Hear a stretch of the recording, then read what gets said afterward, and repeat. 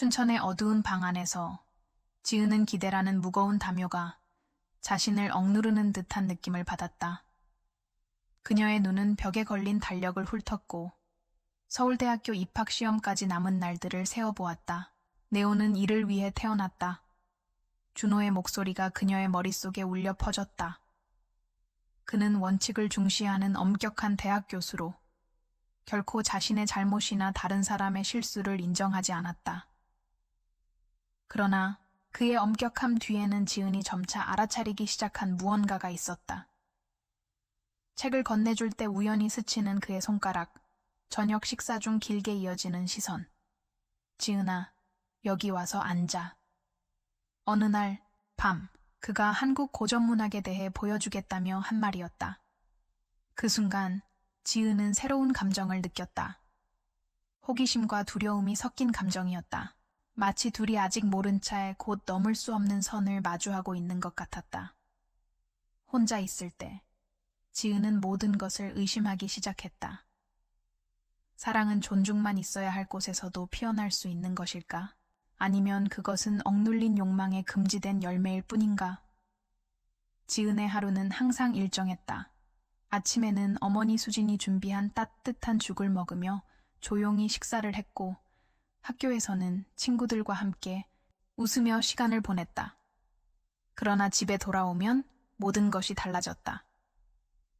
아버지 준호는 그녀의 성적표를 꼼꼼히 검토하며 더 잘할 수 있다는 말만 반복했다.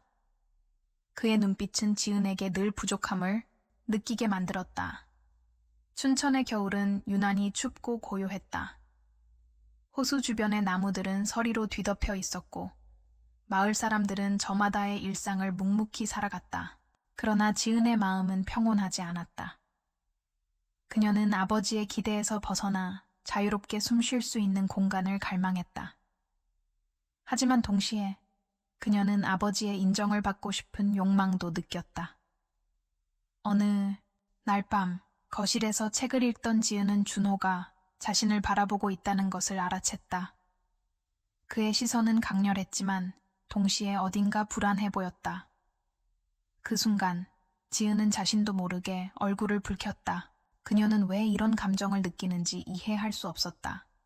그러나 분명한 것은 그녀의 삶이 점점 더 복잡해지고 있다는 사실이었다. 그날 밤 지은은 평소와는 다른 분위기를 감지했다. 준호는 저녁 식사 후에도 거실에 남아 책을 읽고 있었다. 그의 표정은 평소보다 더 깊이 생각에 잠긴 듯 보였다. 지은아, 그가 갑자기 말했다. 너한테 무언가를 보여주고 싶다. 그의 목소리는 단호했지만 동시에 약간 떨리고 있었다. 그녀는 망설였지만 결국 자리에서 일어나 그에게 다가갔다. 준호는 책상 위에 놓인 오래된 사진 한 장을 가리켰다. 그것은 그의 젊었을 때 모습이었다. 사진 속의 그는 지금과는 전혀 다른 사람이었다. 자유롭고 웃으며 누군가의 손을 꼭 잡고 있었다. 내 나이 때 그가 조용히 말했다. 나도 많은 고민을 했다. 지은은 그의 말에 귀를 기울이며 이상한 감정을 느꼈다. 아버지가 이렇게 개인적인 이야기를 꺼낸 것은 처음이었다. 그녀는 자신도 모르게 그의 손이 자신의 손에 닿는 것을 느꼈고 순간적으로 몸을 움츠렸다. 그러나 그는 곧바로 손을 뗐다. 그 짧은 순간이었지만 지은의 마음속에는 커다란 파문이 일었다. 그녀는 이제까지 느껴보지 못한 혼란에 휩싸였다. 그 이후로 지은과 준호 사이의 분위기는 미묘하게 변했다. 그들은 서로를 마주할 때마다 말을 아끼기 시작했지만 시선은 점점 더 자주 마주쳤다. 어느 날 저녁, 지은은 부엌에서 설거지를 하고 있을 때였다. 뒤에서 들려오는 발소리에 그녀는 몸이 굳어졌다. 준호였다. 그는 아무 말도 하지 않았지만 그녀의 어깨 너머로 손을 뻗어 물컵을 집었다. 그의 손이 우연히 그녀의 팔을 스쳤고 그 순간 두 사람 모두 움직임을 멈췄다. 미안, 그가 낮게 중얼거렸다. 그러나 그의 목소리에는 사과의 느낌보다는 무언가 다른 감정이 담겨 있었다. 지은은 고개를 돌려 그를 바라보았다. 그의 눈빛은 복잡했다. 거기에 담긴 감정을 해석할 수 없었던 그녀는 당황하며 얼른 고개를 돌렸다. 밤이 깊어질수록 지은의 마음은 더욱 혼란스러워졌다. 그녀는 자신의 감정을 이해할 수 없었다. 왜 아버지를 이렇게 다르게 보게 되는 걸까? 그녀는 스스로에게 묻곤 했다. 동시에 그녀는 이런 생각조차 해서는 안 된다는 것을 알았다. 하지만 이미 그녀의 마음속에는 불씨가 피어오르고 있었다. 그리고 그 불씨는 점점 더 커져만 갔다. 춘천의 겨울은 더욱 매서워졌다.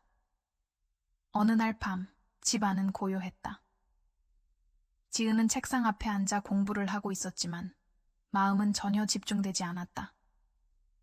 그녀는 문득 거실에서 들려오는 소리에 귀를 기울였다. 준호가 혼자 앉아 찻잔을 만지작거리고 있었다. 그녀는 자신도 모르게 자리에서 일어나 그에게 다가갔다. 왜 자지 않으세요? 그녀가 조심스럽게 물었다.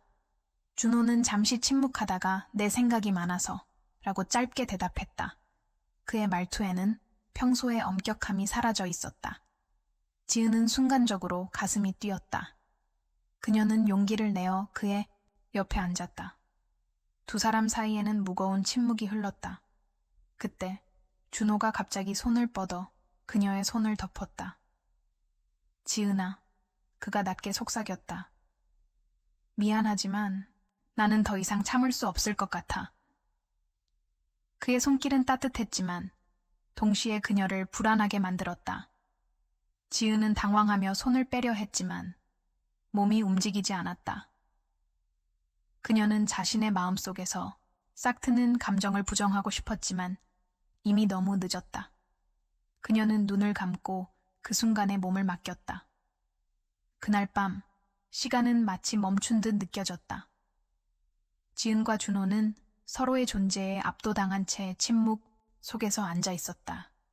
그러나 그 침묵은 곧 깨졌다. 준호가 천천히 몸을 돌려 그녀를 바라보았다. 지은아. 그의 목소리는 떨리고 있었지만 결연했다. 이건 잘못된 일이라는 걸 나도 알고 있다. 하지만 나는 너를 원해.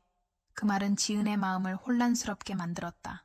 그녀는 아버지의 말에 충격을 받았지만 동시에 자신의 내면에서도 비슷한 욕망이 솟아오르는 것을 느꼈다. 그녀는 아무 말도 하지 못한 채 그의 눈을 바라보았다. 준호는 조심스럽게 그녀의 얼굴을 감싸듯 손을 올렸다. 그의 손길은 부드러웠지만 그 안에는 억눌린 열정이 가득했다. 우리가 이렇게 되면 모든 것이 무너질 거야. 지은이 겨우 말했다. 그러나 그녀의 목소리에는 확신보다는 망설임이 가득했다. 준호는 대답 대신 그녀에게 더 가까이 다가갔다. 두 사람의 숨결이 섞였고 그들은 마침내 금기를 넘어섰다. 그 순간 지은은 자신이 더 이상 예전의 자신이 아니라는 것을 깨달았다. 그리고 그것은 돌이킬 수 없는 선택이었다. 다음 날 아침 지은은 자신의 방에서 깨어났다. 햇살이 창문을 통해 부드럽게 스며들었지만 그녀의 마음은 어두웠다. 전날 밤의 기억이 끊임없이 그녀를 괴롭혔다. 무엇을 한 거야? 그녀는 스스로에게 속삭였다. 그녀는 아버지 준호와 나눈 순간들이 혼란스럽고 두려웠지만 동시에 이상하게도 따뜻하게 느껴졌다. 그러나 현실은 차가웠다. 그녀는 자신이 가족과 사회의 모든 규범을 어겼다는 것을 알고 있었다. 준호 또한 평소와 달랐다. 그는 아침 식사 중에도 말이 없었고 수진이 던지는 질문에도 짧게만 대답했다. 수진은 무언가 이상함을 감지했지만 정확히 무엇인지는 알 수 없었다. 그녀는 조용히 지은을 바라보며 너 괜찮니? 라고 물었다. 지은은 고개를 끄덕였지만 그녀의 눈빛은 불안으로 가득 차 있었다. 그날 오후 지은은 집 근처 호수로 나가 혼자 시간을 보냈다. 그녀는 자신이 선택한 길이 결국 모든 것을 파괴할까 두려웠다. 그러나 동시에 그녀는 이미 돌이킬 수 없다는 것을 깨달았다. 이제 그녀는 자신의 행동이 가져올 파장을 마주해야 했다. 춘천의 겨울은 여전히 추웠지만 지은의 마음은 더욱 차가워졌다. 그녀는 자신의 방에 앉아 서울로 떠날 준비를 하고 있었다. 입학 허가서는 책상 위에 놓여 있었지만 그녀의 마음은 복잡했다. 이곳을 떠나면 모든 것이 해결될까? 그녀는 스스로에게 물었다.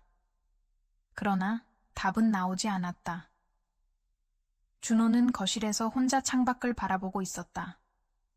그의 눈빛에는 후회와 갈망이 뒤섞여 있었다. 그는 지은이 떠난 후에도 자신이 감당해야 할 대가를 잘 알고 있었다. 하지만 그는 이미 선택했고 돌이킬 수 없었다. 출발날 아침, 지은은 현관에서 가족들과 작별 인사를 나누었다. 수지는 따뜻하게 그녀를 포옹했지만 준호는 멀리서 조용히 서 있었다. 그의 눈에는 말하지 못한 수많은 감정이 담겨 있었다. 지은은 마지막으로 그를 바라보았고 잠시 망설였지만 결국 고개를 돌렸다. 기차는 춘천을 떠나 서울로 향했다. 지은은 창문 너머로 사라져가는 도시를 바라보며 한 가지 확신을 했다. 그녀의 삶은 이제 전혀 다른 방향으로 흐르게 될 것이다. 그러나 그것이 어떤 방향일지는 아무도 알 수 없었다.